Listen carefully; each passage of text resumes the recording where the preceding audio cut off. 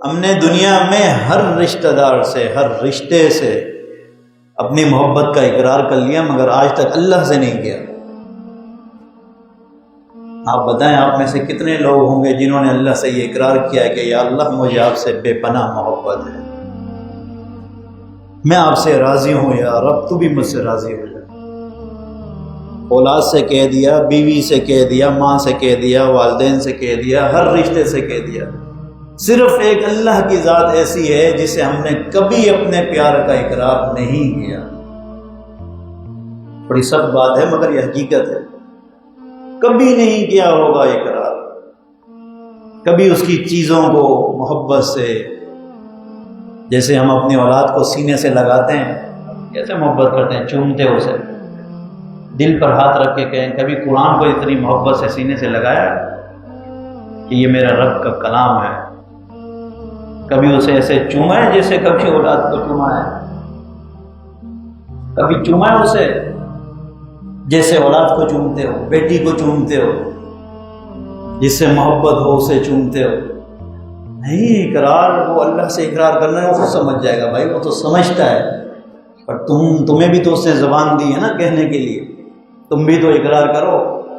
جس دن آپ اللہ سے محبت کا اقرار کرنا شروع ہو جائیں گے، دنیا کی محبت ایسے غائب ہو جائے گی۔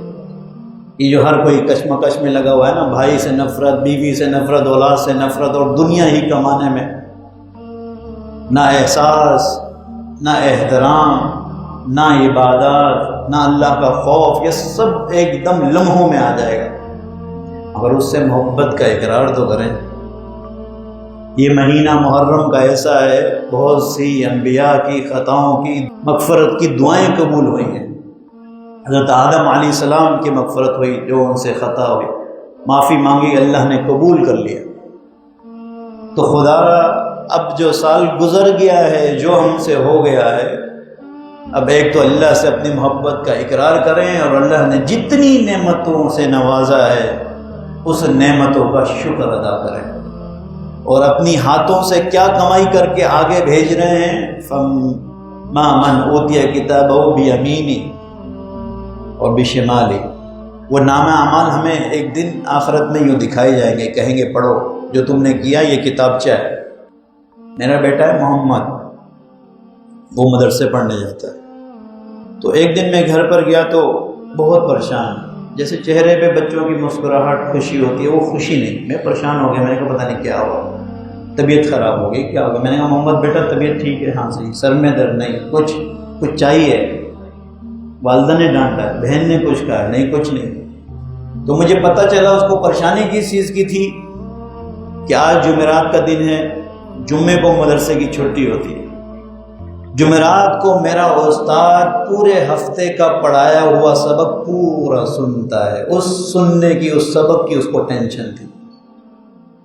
تم نے جو ساری زندگی کیا ہے، جو سبق تم نے آخرت میں جا کر پڑھنا ہے، اس کی کسی کو ٹینشن ہے؟ وہ سبق ہم نے جا کر پڑھنا ہے وہاں۔ فَأَمَّا مَنْ أُوتِيَ كِتَابَهُ بِيَمِينِهِ فَيَقُولُ هَاؤُمُ اقْرَءُوا کتابیہ۔ اللہ فرمائیں گے یہ تیرا نام اعمال ہے، تو پڑھ لے، اگر اس میں کوئی غلطی ہے، کوئی تبدیلی ہے تو میں گواہ بھی پیش کروں۔